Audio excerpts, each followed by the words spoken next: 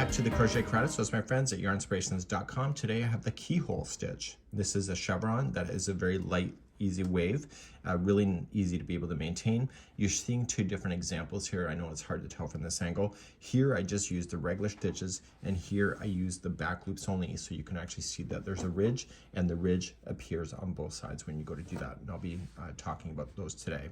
So to be able to change this particular pattern, it's a really easy one to be able to do. It's in multiples of 10 plus 2. And it's a lot more easier going as far as like the distance, where you see that this one here that we just did is more up and down motion like this, and this one is more of an easy wave. So let's begin, and it's in multiples of 10 plus 2. So you just go in 10, so 1, 2, 3, 4, 5, 6, 7, 8, 9, 10. And then if you want it wider, so 1, 2, 3, 4, 5, 6, 7, 8, 9, and 10. Once you're happy with the width of this, just add 2 more chains, but you should be conscious that this distance that you see, once it starts the up and down motion, this distance will change and get smaller. So I don't know what the stitch counts is to change it for a specific size, so you just might have to roughly guess it out. And let's begin row number 1. We're going to go third chain from the hook, so 1, 2, and 3, and I usually get the back hump of the chain, and I'm going to double crochet. So this is going to count as 2 double crochets on the end. The next 3 are all going to be 1 double crochet in each stitch. So we have 1, 2, and 3. You're going in the down motion. You can't tell, but you will be able to see it in a few seconds. But see these the next 2 chains, you're just going to skip over them, and you are going to go into the third one away and double crochet then the next 3 in a row. So we have 1, 2, and 3. Now the next part is the peak. So over the next 2 stitches, you're going to do the following. You are going to put in a double crochet into the next, chain 2, and a double crochet into the very next stitch after that. And this is the top peak of your valley, or of your tops. Okay, so this here was the valley, and this is the peak. So to go down now, you're going to do 3 double crochet in a row. So we have 1, 2, and 3, and then we're at the valley, so how many are you going to skip? Did you say 2? So skip 2, and then just start on the other side of that, just add the third one and go 3 going up. So if you are just continuing along your chain like you normally would have, then when you get to the third one up, the very next stitch will be a double crochet, chain 2, and then a double crochet in the next, and you're going to go up and down. Eventually you're going to be like me, coming to the end, and you got 3 going up, and on the very last chain that you'll have, you'll put in 2 double crochets that will share the same chain. Okay, and then we're going to turn our work. So in this example, this here section is what it looks like when you use the regular stitches, and this is what it looks like when you use the back loops only. So I'll do the first row showing it to you of just doing regular, and then when you use the back loops only, you end up with these nice ridges, so you have to decide what's of interest to you. Let's begin.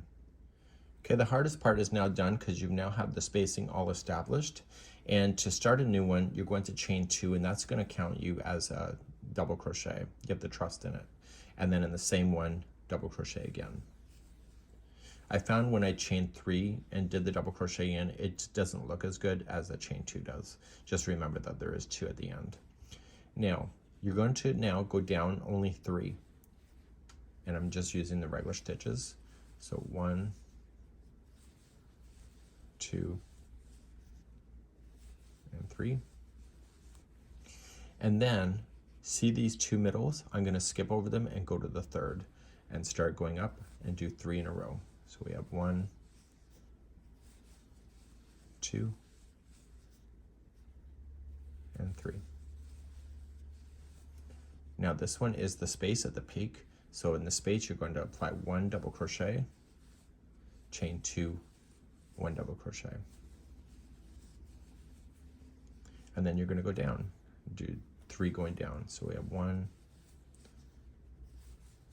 2, and 3. And so at the base of the valleys, you're going to skip the 2 middle ones and then just jump to the 3rd one and go up. So you're just going to go up and down in the same motion all the way across, and then eventually you'll come to the other side like I am. So you're going to go 3 going up, and that will take you to that tight piece right here. That is a stitch, and you're going to apply 2 double crochets into the chain work of there. Don't go into a space between the posts, go right into the chain work. And so you can see you have a nice easy flow like this.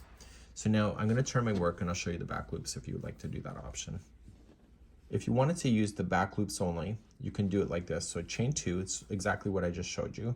And in the first one, instead of using the whole stitch, you were going to only use the back loops. So there's always 2 strands that make up a stitch. If you go into the furthest strand away from you, it's the back loop. And that will favor that. And you're going to double crochet and it will start creating a lip, like a ridge. So once that one's in, you're going to go 3 going down on the back loop only. So it just forces you to just flip the work a little bit towards you so you can see the stitch work, and eventually you'll get used to it and you can probably look away and watch TV.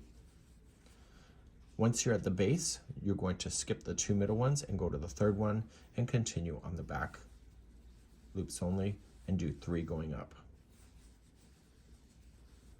What makes this stitch more interesting, if you did it this way, is that the middle one here, there's no back loops to work with. So you're just going to apply a double crochet, chain 2, and a double crochet. And you can see how it changes this, where you have the lip and then it's interfered by this, and I think that's really quite nice on the eyes. So to go down, you're going to continue on the back loops, 3 going down. So 1, 2, 3. You're going to jump over the 2 middle ones and then go up and etc. So you do this all the way across. And eventually you'll come to the other side like I did before. So you're doing 3 going up, and that tight little chain 2 is a stitch. So just continuing with the back loop of that and just put in 2 double crochet there to keep the balance. And that's what that would look like if you use the back loop only. And it is reversible, so when you turn it around, do the back loop again, and you'll see that other pattern that I showed you materialize before your eyes. This is it, and this is a really great little stitch.